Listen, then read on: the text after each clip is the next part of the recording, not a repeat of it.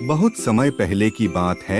एक हरे भरे जंगल में भोलू नाम का एक भालू रहा करता था। भोलू बहुत ही सीधा, शांत और भोला था। वो किसी से लड़ाई नहीं करता और सबसे प्यार से बात करता, लेकिन उसके भोलेपन का फायदा जंगल के कुछ चालाक जानवर उठाते रहते थे।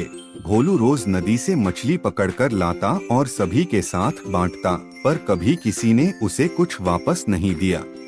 एक दिन भोलू जंगल में घूमते हुए एक पुराने मंदिर के पास गया। वहाँ उसे एक चमकती हुई घंटी दिखाई दी। जैसे ही उसने उस घंटी को छुआ, एक आवाज आई, यह जादुई घंटी है। जो भी इसका सही इस्तेमाल करेगा, उसकी हर मुश्किल आसान हो जाएगी, लेकिन अगर इसका गलत इस्तेमाल हुआ तो बड़ी मुसीबत आएगी। भोलू थोड़ा डर गया, लेकिन घंटी को लेकर अपने घर चला गया।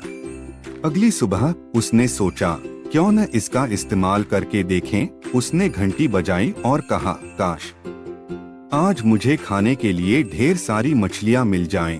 तभी पास की नदी से एक बड़ा टोकरा मछलियों से भरा हुआ उसके सामने आ गिरा। भोलू चौंक गया, लेकिन खुश भी हुआ। वाह, ये तो कमाल की घंटी है। अब भोलू रोज घंटी बजाता और अपनी छोटी छोटी जरूरतें पूरी करता, जैसे शहद, फल, लकड़ी और आरामदायक तकिए। एक दिन चालाक लोमड़ी झुमरी को इस घंटी के बारे में पता चला।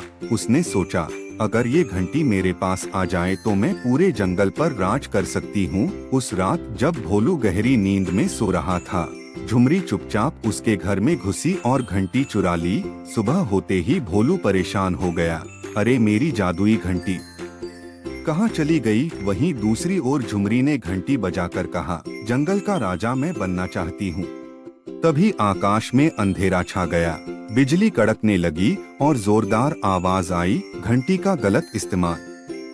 अब भुगतो। झुमरी के चारों ओर धुआं फैल गया और वो अचानक एक छोटा सा कीड़ा बन गई। अरे ये क्या हो गया मेरे साथ? झुमरी चीखने लगी। भोलू को सारी बात समझ में आ गई। उसने भगवान से प्रार्थना की, हे जंगल देवता, अगर हो सके तो झुमरी को माफ कर दीजिए। वो बहुत लालची हो गई थी, पर शायद अब सुधर जाए। आवाज आई, तुम सच्चे दिल वाले हो। भोलू, झुमरी को माफ किया जाता है, लेकिन घंटी अब तुम्हारे पास भी नहीं रहेगी। घंटी अचानक हवा में उड़ गई और आसमान में गुम हो गई। झुमरी फिर से लोमड़ी बन गई, लेकिन अब वो शर्मिंदा थी। भोलू, मुझे माफ कर दो, मैंने तुम्हारे साथ बहुत बुरा किया। भोलू मुस्कुराया, कोई बात नहीं झुमरी, गलती हर किसी से हो सकती है, पर हमें उनसे सीख लेनी चाहिए। इसके बाद से भोलू और झुमरी अच्छे दोस्त बन गए।